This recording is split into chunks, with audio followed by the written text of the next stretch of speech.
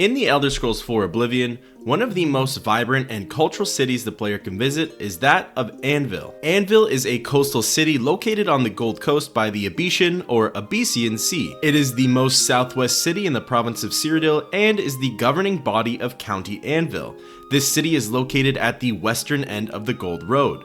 The Redguards have had a major influence on the architecture, design, and culture within the city given its proximity to Hammerfell.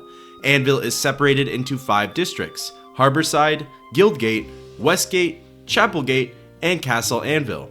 During the events of Oblivion, 2 ships are harbored at the docks of Anvil, and the lighthouse is active in sending signals to sailors for hazards and guiding. The residents of Anvil are fairly friendly and can be seen participating in the arts, combat training, and general trades work. Wandering around the city and observing the overall warm and friendly aroma of Anvil will have the player feeling a sense of security and comfort.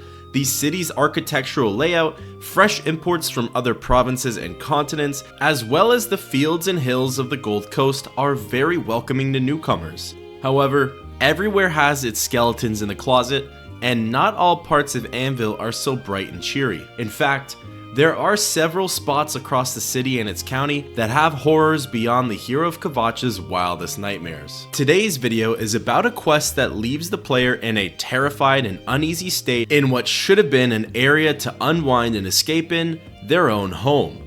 What was supposed to be a wonderful relocation to a sun-filled coastal city turns out to be a spine-chilling revelation and an incredibly dangerous quest.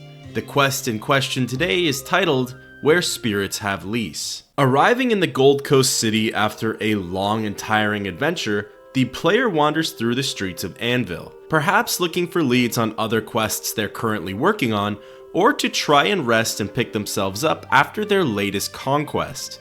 Either way, the hero of Kvatch decides to engage in conversation with some of the residents for potential useful information. Through a bunch of jargon and petty rumors, you hear something that piques your interest. There is a manor in town for sale by an imperial named Vwin Benirus. The citizens also mention that they've heard strange noises coming from the house and that he's having a tough time selling it.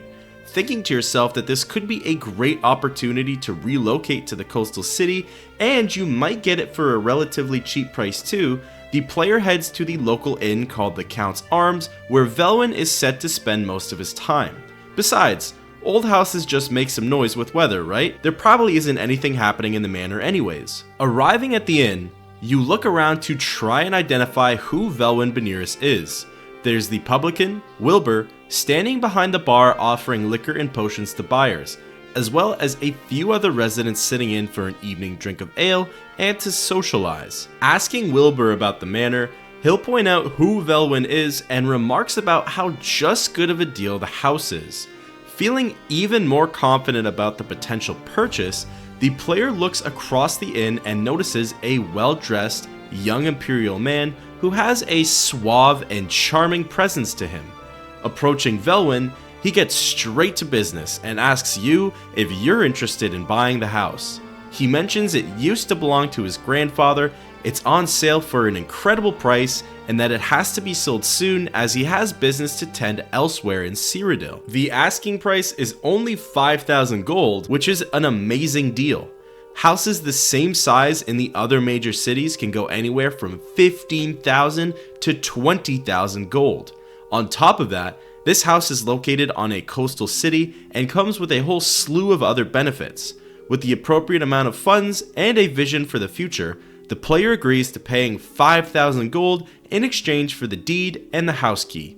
Vwin will happily and hastily hand those over to the player and then excuse himself and leave the inn.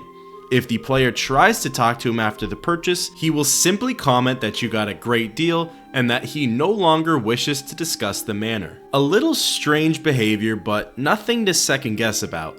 The player heads to their new coastal property located on the eastern side of town. From the outside, the house seems to be a little overgrown and unmaintained, but for the purchase price, it's certainly not a big deal. The player heads to the front door and officially enters their new home. Upon first glance, it's certainly nothing to behold. The furniture is sparse, knocked over, and even broken. There was no thought behind the decoration, and the house is very dusty and untidy.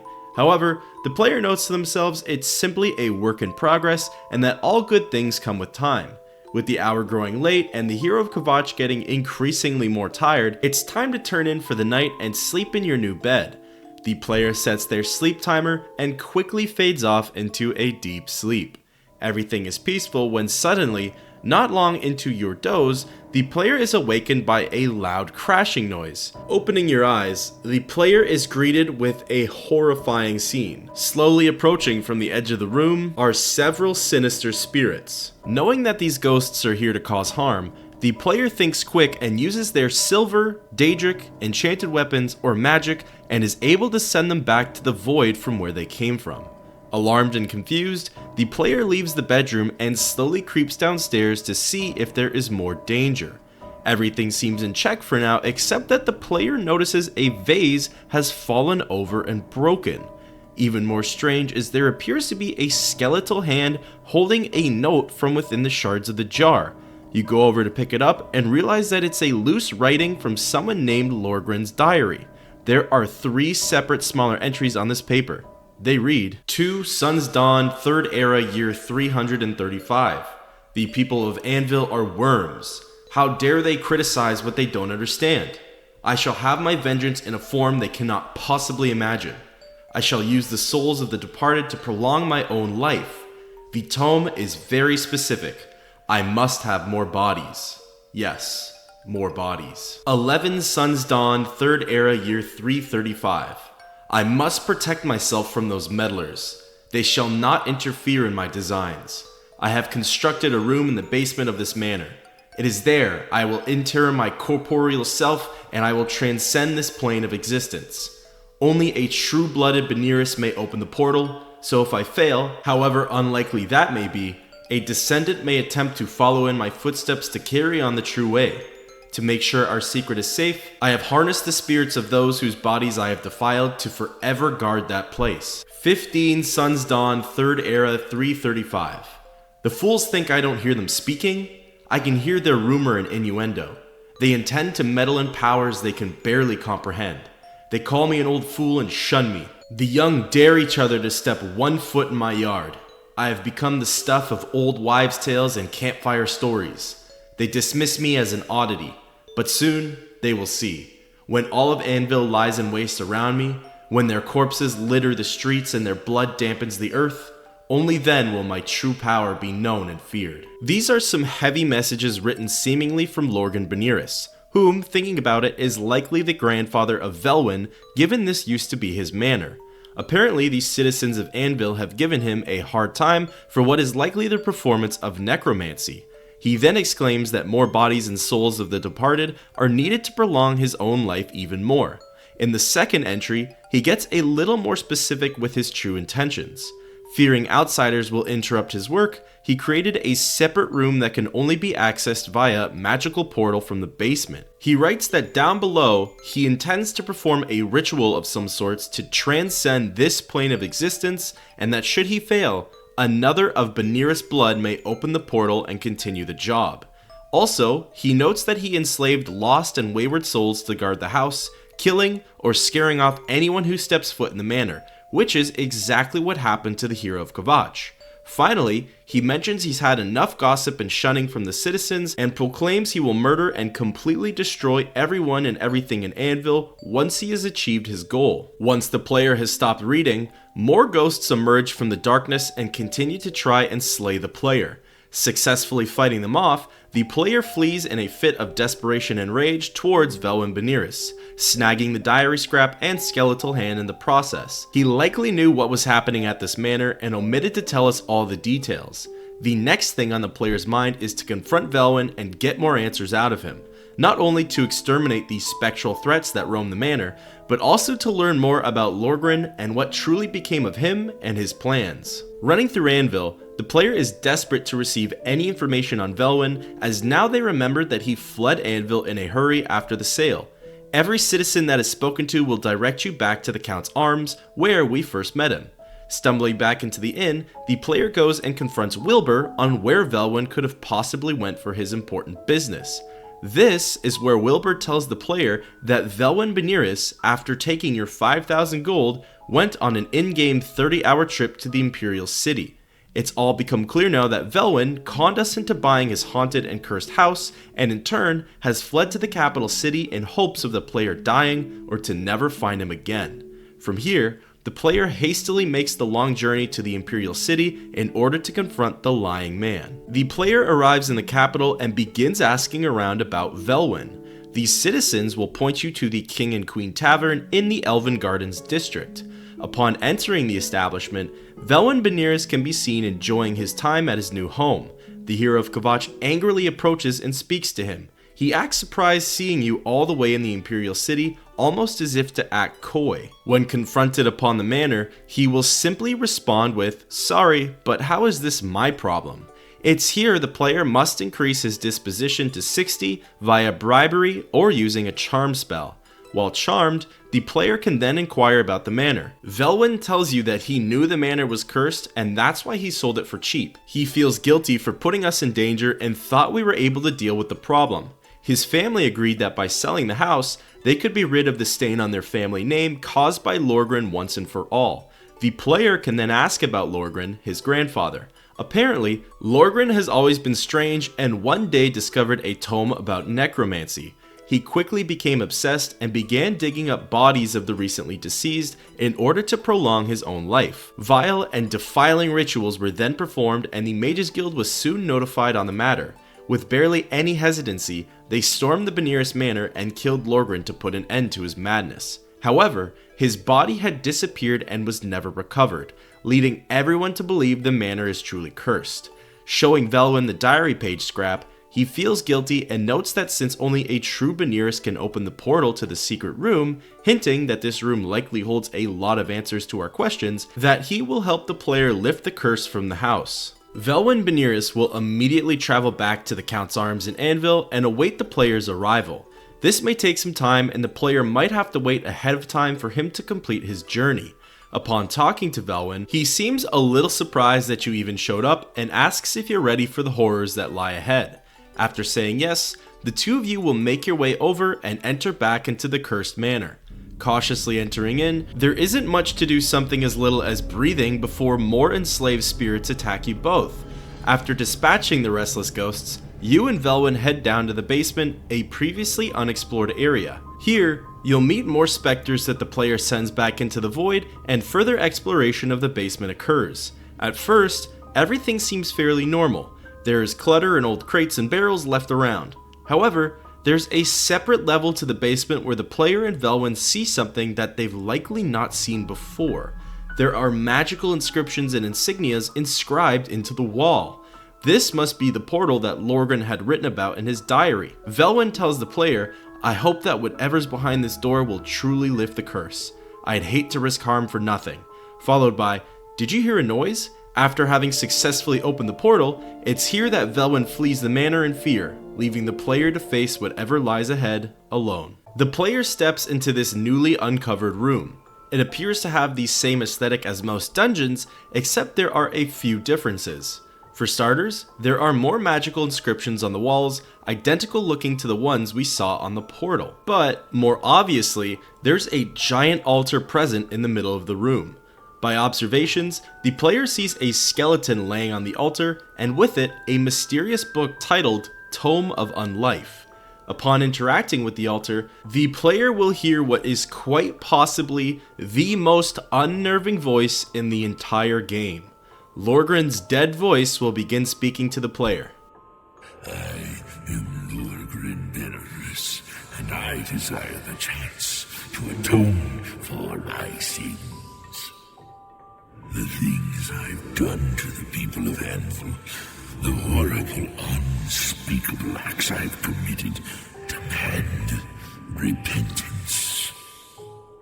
Gareth was justified in his actions. Slaying me was the only way to stop the madness. I have accepted that fate. Now, so I may make my final peace with the Nine, please rejoin my hand to my body. Only then, when I am complete, will this eternal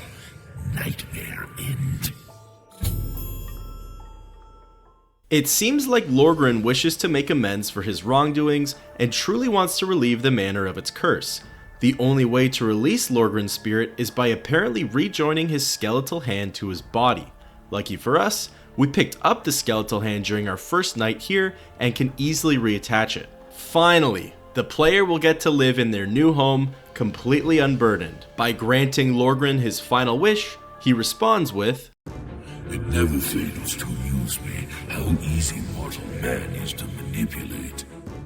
You've assisted me in completing the very thing Carahill and his cabal sought to prevent all those years ago. My ascension to immortality. Last time I clashed with mortals, I underestimated their power. I shall not repeat that mistake twice. I live again."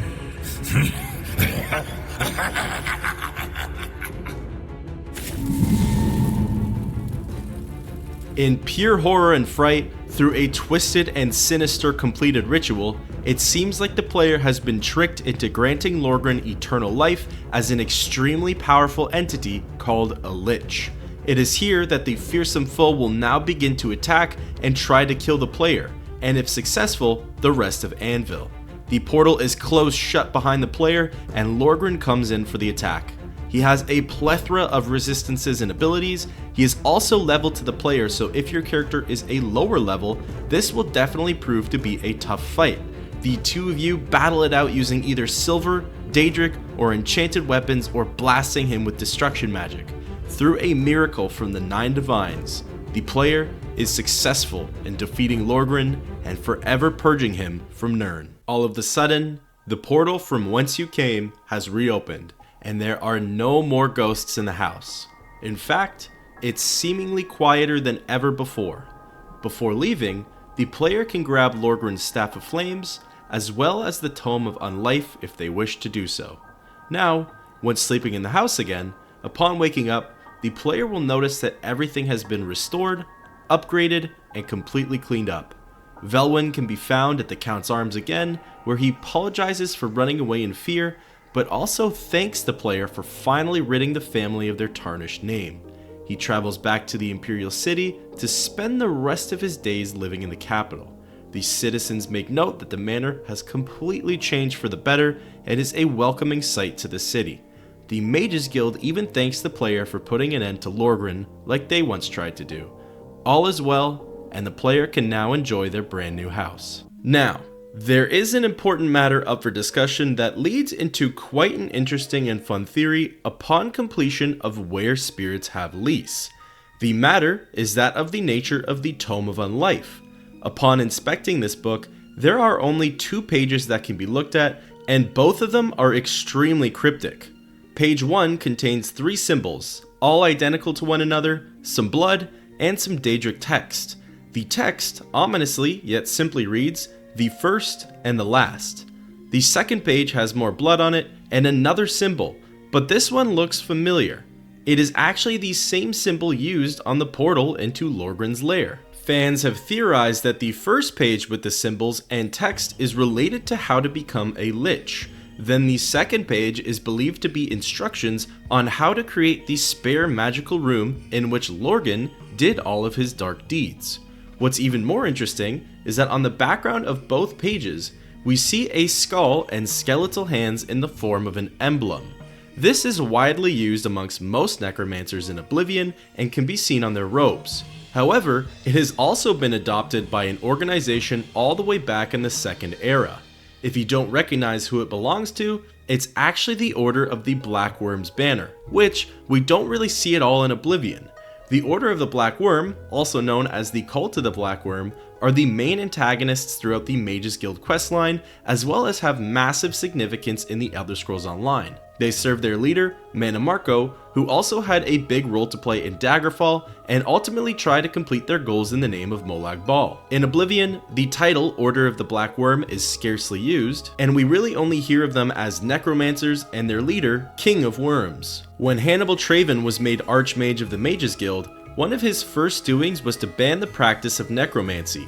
Upon doing so, many fellow upper and lower rank members turned away from the guild and ultimately ended up joining Mana Marco and his cult. This led to many atrocities being committed by the cult against the guild and ultimately sees the player facing off and killing Mana Marco by the end of the Mages Guild quest. Now, there are conflicting reports that the Mana Marco who we see in Oblivion is different to the Mana Marco in the other games. This is due to Mana Marco having ambiguous, yet fairly canon conclusions to his storyline. There's the Necromancer's Moon incident where he essentially turns himself into a planet. Then there's the Revenant ending where Mana Marco transforms into one of the first ever liches and disappears from the battle with Vanus Galerion, where his fate is unknown. One theory's angle is that perhaps Mana Marco is simply the cult leader title that is passed down amongst the leaders.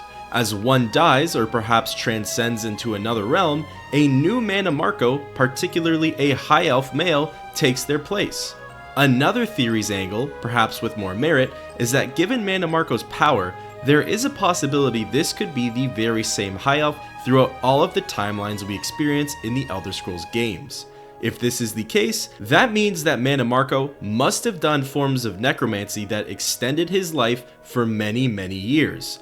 We know that Mana Marco had spent plenty of time in Cyrodiil, and according to several sources, the cult had presences in both the areas of Skingrad and Kvatch. Is it possible to think that maybe the Tome of Unlife, which Lorren had found near the city of Anvil, a county in close proximity to the formerly mentioned cities, had actually belonged directly to Mana Marco? As far as we know, Mana Marco is the oldest existing necromancer throughout the series. He is also credited with becoming one of the first liches during the Second Era. As we know from Lorren Benirus' diary, this tome could teach a necromancer how to extend their own lifespan, as well as transcend this plane of existence, aka becoming a lich. Perhaps this tome was created by Mana Marco and either lost or hidden away over the years in Anvil or the surrounding counties. Lorren Benirus found the tome and decided to try and perform the inscribed rituals. The Mages Guild, hearing word of necromancy, killed and temporarily stopped Lorren Benirus from these proceedings. It is years later that the hero of Kvatch unearths the curse and mystery, ultimately defeating Lorren once and for all. If instead, the player had fallen to Lorren, perhaps he would have become just as powerful, if not more than Mana Marco himself. Overall, it's a fun theory to try and connect some dots and seek some curiosities from this quest. Due to Mana Marco having different movements and several timelines, as well as necromancers using the same skeleton emblem, it might be a little more difficult to solidify the previously mentioned claims. At the end of the day, the player was successfully able to stop a malevolent force from destroying an entire city and its people. Even more importantly, our house can finally be used without any dangers or fears of ghosts attacking. One wonders if necromancy was able to be practiced in Oblivion, what uses the player could have gotten out of the magical room in the basement.